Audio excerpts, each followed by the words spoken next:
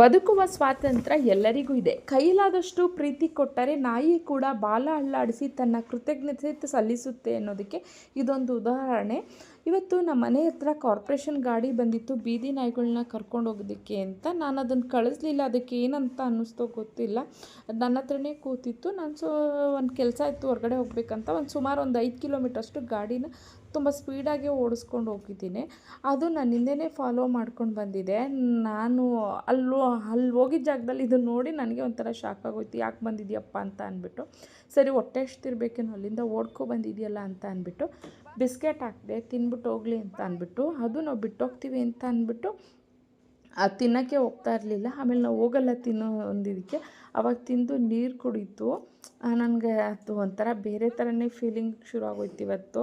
ಈ ಗೌರ್ಮೆಂಟ್ ಅವರು ಕಾರ್ಪೊರೇಷನ್ ಗಾಡಿನ ಕಳಿಸೋ ಬದಲು ಇದಕ್ಕೆ ಬೇಕಾದಂಥ ವ್ಯಾಕ್ಸಿನ್ ವ್ಯವಸ್ಥೆ ಹಾಕ್ಸಿದ್ರೆ ತುಂಬ ಅನುಕೂಲ ಆಗುತ್ತೆ. ಆಗ ಪಬ್ಲಿಕ್ಕು ಕೂಡ ಯಾವುದೇ ಹೆದರ್ಕೊಳ್ದಲ್ಲೇ ನಾಯಿಗಳನ್ನ ಪ್ರೀತಿಯಿಂದ ನೋಡ್ಕೋತಾರೆ. ಅಥವಾ ಈ ಡಾಗ್ ಶೆಲ್ಟರ್ ವ್ಯವಸ್ಥೆ ಮಾಡಿದ್ರೆ ತುಂಬ ಅನುಕೂಲ ಆಗುತ್ತೆ. ಇನ್ನು ನನ್ನ ಬಗ್ಗೆ ನಾಯಿಗಳ ಪ್ರೀತಿದು ಹೇಳಬೇಕು ಅಂತಂದರೆ, ನಾನು ಬೆಳೆದಿದ್ದ ವಾತಾವರಣ ಹಂಗಿತ್ತೇನೋ ಗೊತ್ತಿಲ್ಲ. ನಾವು 3 ಜನ ಹೆಣ್ಮಕ್ಳು. ನನಗೆ ಈ ನಾಯಿ ಬೆಕ್ಕು ನಮ್ಮ ಮನೇಲಿ ಯಾವಾಗಲೂ ಕಾಮನ್ನಾಗಿ ಸಾಕ್ತಾಯಿದ್ರು. ಏನಾದರೂ ನಾನು ಮಾತಾಡಿದ್ರೆ ಅವ್ರು ಹೇಳ್ದಂಗೆ ಕೇಳಲಿಲ್ಲ ಅಂದರೆ ಬೆಕ್ಕನ್ನ ಮೈ ಮೇಲೆಲ್ಲ ಎಸೆದ್ಬಿಡೋರು. ಅದು ನನಗೊಂಥರ ಇರಿಟೇಷನ್ ಶುರು ಆಗೋಗ್ಬಿಟ್ಟಿತ್ತು. ಆವಾಗಲಿಂದ ಈ ನಾಯಿ ಬೆಕ್ಕು ಅಂದರೆ ನನಗೆ ತುಂಬ ಇದಾಗ್ತಿತ್ತು.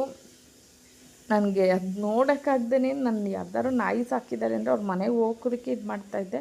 ಎಷ್ಟೊಂದು ಜನ ನಾಯಿನ ತನ್ನ ಸ್ವಂತ ಮಕ್ಕಳು ಥರ ಪ್ರೀತಿಯಿಂದ ಸಾಕ್ತಾರೆ. ಈವನ್ ನನ್ನ ತಂಗಿನೂ ಅಷ್ಟೇ.